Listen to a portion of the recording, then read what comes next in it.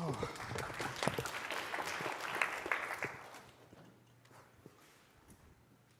All right, hi everybody. My name is Reuben. I work with the MIT Digital Currency Initiative. I was not planning on mentioning that I also work for Stanford Law, but one of my students just walked in, and my fear of being seen as an imposter dictates that now I have to also mention that I work for Stanford Law.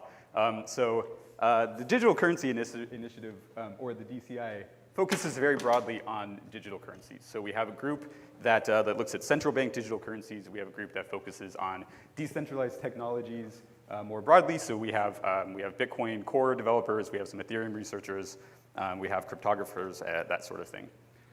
So Glenn asked if somebody would speak about the thing that the DCI has built that most embodies or most enables pluralism or pluralistic thought.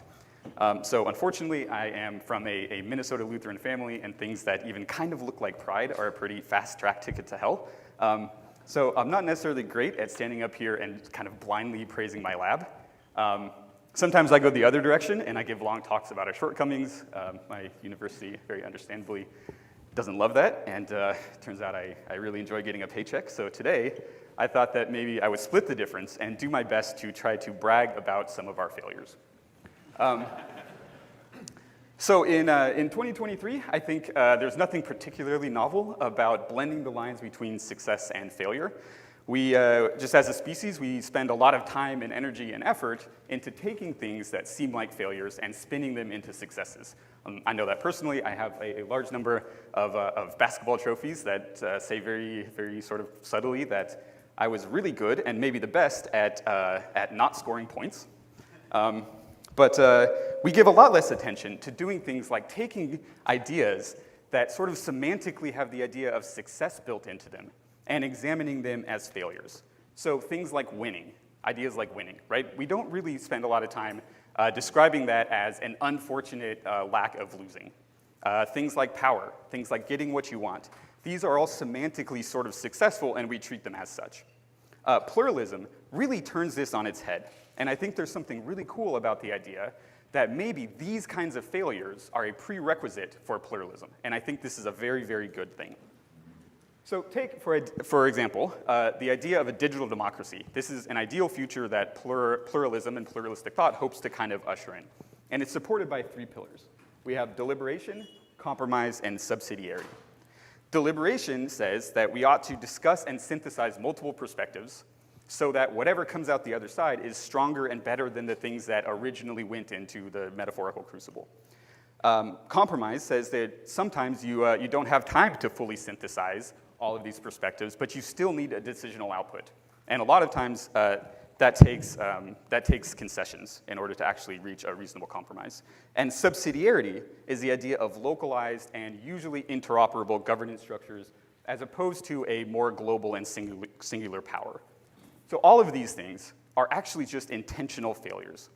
Subsidiarity is really exciting because it takes power, which is an idea that is inherently incompatible with things like splitting and weakening, and it makes it goes to great lengths to split and weaken power, and it divides it, sort of locally.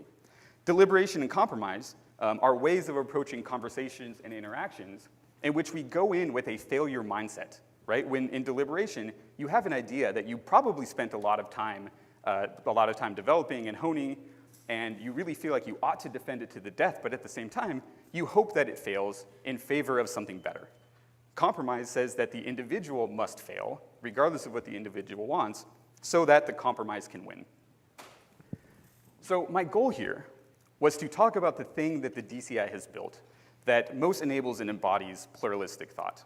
And as a lab, we tend to very much gravitate towards pluralism, but we very rarely address the germinating question of why that is.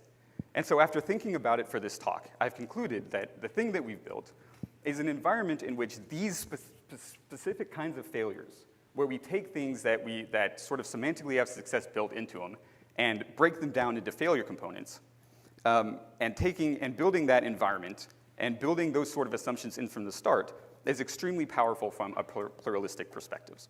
So, for example, at the DCI, we primarily work on open source software. I would say we exclusively work on open source software.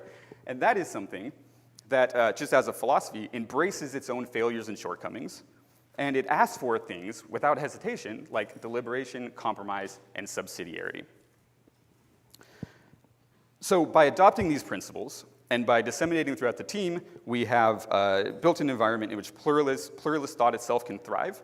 And I hope that this serves as a model for academia. And I hope that this changes the way that we approach research and that we approach interaction with other members of the academy. So if that's interesting to you, if you would like to come work with the DCI or just kind of come fail with us, then please come find me after this talk, and I would love to talk to you.